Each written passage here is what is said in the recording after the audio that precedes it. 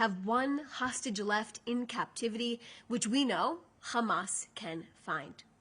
Master Sergeant Ron Gavili is still being held in Gaza, and he must be brought home for a proper, dignified burial. Prime Minister Netanyahu is frequently in touch with his family and is determined to help them close this horrific, this painful 2-year circle they have been forced into. The Prime Minister said that once Phase 1 is completed, Phase 2 will begin, which he noted comes with equal difficulty. Now, Phase 2 will disarm Hamas and demilitarize Gaza, a crucial step outlined in the 20-point plan that Israel remains committed to. The Prime Minister has made it very, very clear. This phase of the plan can happen either the easy way or it can happen the hard way. But there will be an end to Hamas's rule inside of the Gaza Strip and a different future for the Palestinian people and the future of security for the State of Israel as well. Israel will continue to uphold our side of the ceasefire as Hamas continues to violate it on a daily basis. A ceasefire has been in place for 2 months now, but terrorists continue to attack our soldiers and cross the yellow line into the IDF-controlled area inside of the Gaza Strip. Israel will continue to act in self-defense against these terrorists. I can share with you that the Prime Minister will meet with President Trump on Monday, December 29th. They will discuss the future steps and phases and the international stabilization force of the ceasefire plan. Let's remember how this ceasefire plan came to be. With the military pressure Prime Minister Netanyahu put on Hamas while our troops entered their stronghold of Gaza City and the diplomatic pressure President Trump put on Hamas. This is why we are here. We cannot forget how we got here. The third phase of this plan will be focused on the de-radicalization of the Gaza Strip. It's something the Prime Minister discussed in detail with the German Chancellor on Sunday in their highly successful and positive meeting here in Jerusalem. Now, the two world leaders had an open and honest conversation about the close cooperation Germany and Israel have together. In particular, the Arrow 3 missile defense system being deployed in Germany. In fact, it is more than just a defense system. It declares that Israel's expertise protects Europe as well. Now, despite international turbulence, Israel continues to uphold these types of crucial relationships. The Prime Minister and the Chancellor also discussed the defense cooperation between our two countries and the advanced economies both countries also continue to maintain. Now, next, I can share with you that Prime Minister Netanyahu met this afternoon with the U.S. Ambassador to the UN, Mike Waltz, here in Jerusalem. Their meeting was also attended by the Deputy National Security Council Chief and the Israeli Ambassador to the UN, Dani Danon, and U.S. Ambassador to Israel, Mike Huckabee. Israel thanked the United States for their strong and steadfast alliance and partnership. The relationship is stronger than ever and grounded in shared values and an uncompromising pursuit of both security and peace for our countries and for the entire free world. Both sides committed to enhancing their collaboration at the United Nations to maximize their effectiveness, and the Israeli team shared with Ambassador Waltz that Israel did not appreciate the latest comments made by Ambassador Tom Barrack in Doha yesterday. I'll now take a few questions. Okay, first question from Joel Pollack from California Post. Does the Prime Minister have a comment about last week's anti-Semitic and violent protest against a synagogue in Los Angeles last week?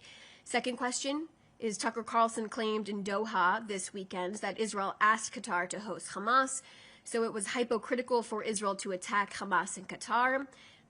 He made a number of other provocative statements. Does Israel have any comment on this? So in terms of these LA protests that you mentioned, I can share with you that Israel views the violence exhibited outside of the temple in LA, the synagogue, as another manifestation of anti-Semitism rearing its ugly head.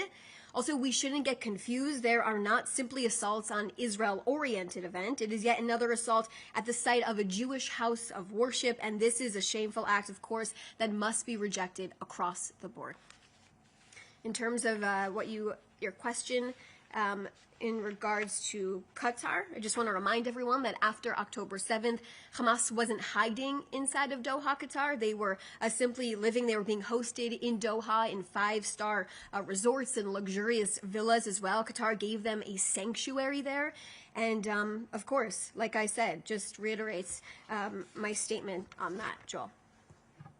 Adam Parsons from Sky News, what is the government's reaction to the decision by Israeli officials to raid the headquarters of UNRWA today, despite the terms of the UN Charter, stating that the building is inviolable? Can you confirm that the Israeli government continues to respect both the word and spirit of the United Nations agreements? I will simply put it, Adam, I will probably have you ask UNRWA if they will also respect Israel and not have Hamas completely infiltrated inside of them and what they claim to be doing as well. We know UNRWA has been a stain on the United Nations, and it was established back in the day to actually only operate for 18 months. It's now existed for more than 75 years. And instead of solving a temporary issue, it's perpetuated the problem. And now the growing number of refugee status of Palestinians is extremely high. Remember, the number of Palestinian refugees went from 700,000 in 1950 to 5.5 million people today. UNRWA has proven its enormous failures, and it's time for it to be dismantled, and it's time for the world to recognize that, including journalists as well. UNRWA continues to claim there's also not enough humanitarian aid going inside of the Gaza Strip. If you look at the facts, there are hundreds of trucks entering Gaza on a daily basis. There are thousands of trucks entering Gaza on a weekly basis. The aid is entering Gaza freely and without the help from UN agencies that terrorists have embedded themselves into. Like I said, these trucks are entering weekly, daily. However, organizations without terror operatives have stepped up and have actually helped overtaken UNRWA's operations and are sending in thousands of trucks in coordination with Israel. Prime Minister Netanyahu has made it clear that UNRWA is not part of the solution. They are part of the problem. There is a direct connection between UNRWA and Hamas inside of the Gaza Strip, with nearly every terrorist that crossed into Israeli territory to commit genocidal acts against our people on October 7th were, in fact, an UNRWA school graduate. Listen to what I just said. Nearly every single terrorist that crossed the border on October 7th was an UNRWA school graduate. Not only that, Israeli intelligence identified that at least 18 UNRWA employees actively participated in the October 7th massacre. Also, our findings, our intelligence points to the fact that 12% of UNRWA employees in Gaza are members of Hamas or other terror factions and designated terror organizations as well. I also want to continue to tell our journalists specifically about these employees of UNRWA who decided to cross our border on October 7th and invade our communities. One of them was a social worker. We have it on surveillance video of an UNRWA social worker picking up a limpless, lifeless body of one of our then hostages at the time, Jonathan Samarano, and bringing him into, dragging him into a car on Kibbutz Be'eri, bringing him into Gaza. An UNRWA social worker, this is a person who works with this apparent refugee organization, a social worker picking up a dead body and then bringing it into Gaza to be held as a hostage for almost 2 years? Let's talk about that. And also, I expect journalists to report on UNRWA, and specifically the Hamas infiltration as well. Okay, so this is from Matthew Duran from ABC Australia.